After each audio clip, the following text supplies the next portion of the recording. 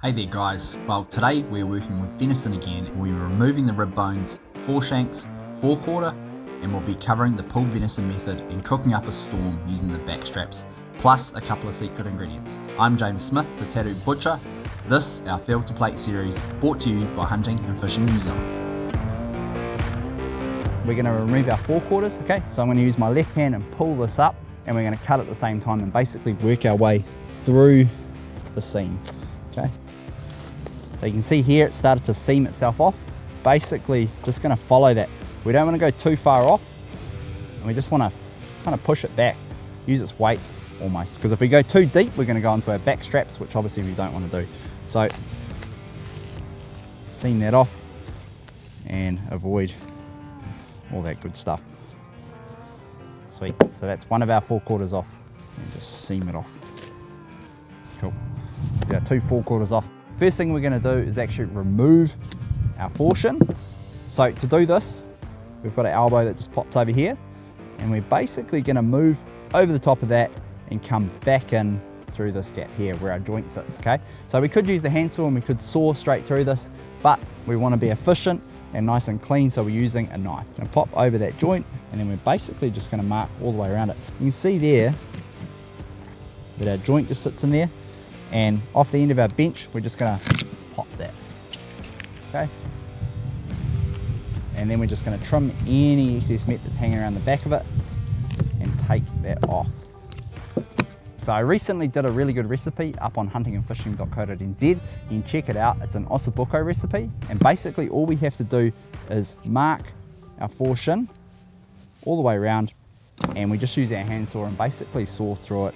You get these nice little chunks and they make a beautiful casserole. All right, the next part. So this whole part here, we can actually smoke whole if we're wanting to smoke it whole. It actually makes a really good, tasty pulled venison. So it's perfect. We can leave the bones in and then basically smoke it for 2 hours at 150 degrees Celsius, wrap it in tin foil with a little bit of juice and cook it for another 5 hours, pull it out, rest it, and then we can basically just pull all the meat off the bone.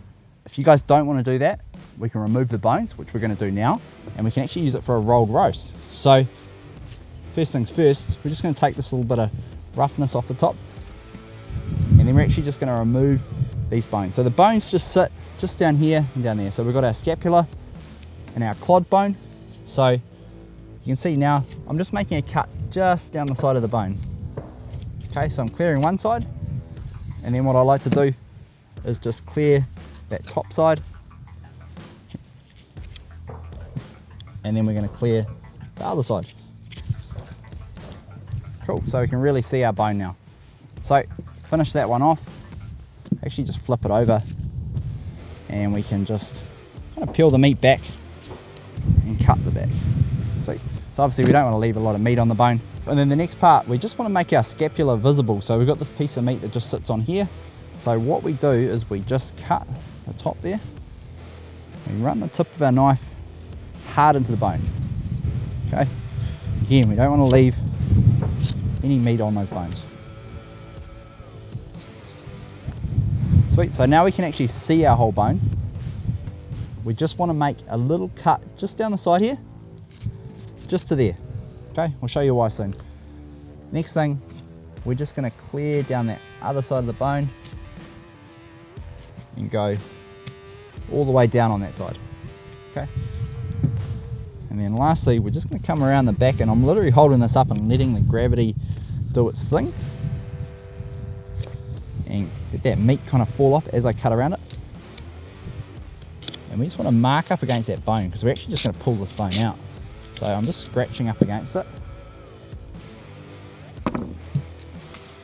Actually just going to push down and pull that bone out. So this is the cleanest way to get that scapula out. You're always going to have that little bit down the end, so we just cut, again, hard into it. What we're going to do now is we're actually going to roll that shoulder. So we're getting it ready. We're just going to butterfly it out and actually even it out. It's what we do when we roll a roast. We want to make sure it's even, so that when we cook it, we don't have one end that's thinner than the other and one end that doesn't cook faster than the other.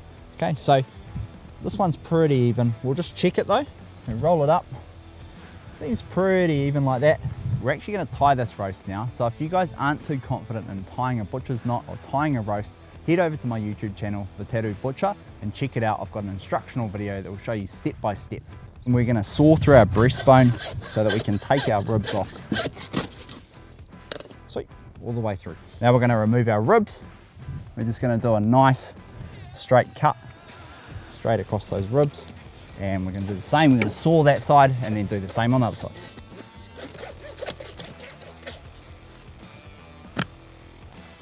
Cool, so with low and slow barbecue getting more popular, we can utilize all these ribs.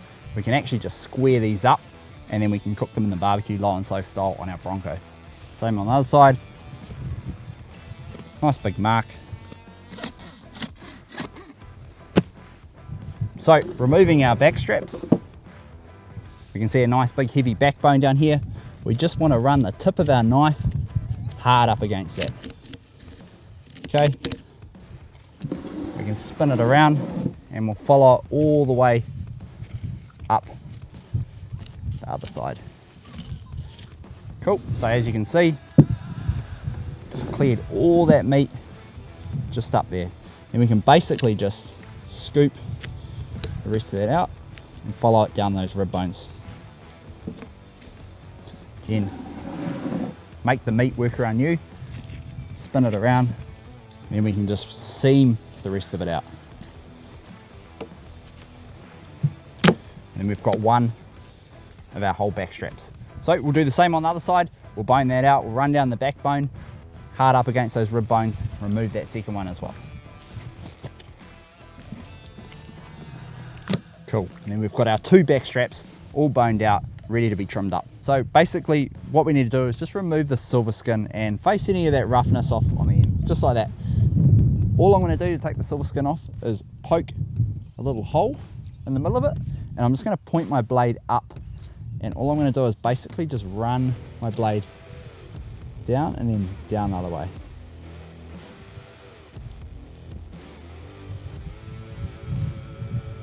Cool. I'm just going to repeat this the whole way across the back strap. So there's two ways that we can cook our back strap. We can butterfly the steak so they make one nice big steak. Otherwise we can cook it in a whole piece or cut it in half. So if you guys are going to butterfly them, by butterflying I mean make a cut halfway through, not all the way through, and then cutting a second steak all the way through. We can basically fold them into a nice looking little medallion like that. Otherwise, what we're going to do today is we're going to cut them and cook them in a piece and reverse sear it on our Oklahoma Joe's Bronco today. Our back strap's all ready to go. Now we're just going to season it. So we're actually going to use the Tattooed Butcher barbecue rub today, which pairs perfectly with venison. So it's going to sprinkle a generous amount on top of our venison. Just make sure it's covering all sides. So now our venison back strap's ready to go on the barbecue. We've heated it up to 200 degrees Celsius. We're going to cook this venison back strap for 15 minutes. And then we're basically going to heat a pan up with some hot garlic butter and thyme, and then we're going to sear it off in that pan before we slice it and we serve it. Cool guys, so that's a wrap on this episode of the Field to Plate series. Remember, there's a lot of meat on a deer, and in my experience it's heavily underutilized. Meat that prepared well can taste amazing. So stay tuned for the next episode of the Field to Plate series to continue growing your knowledge on venison meals.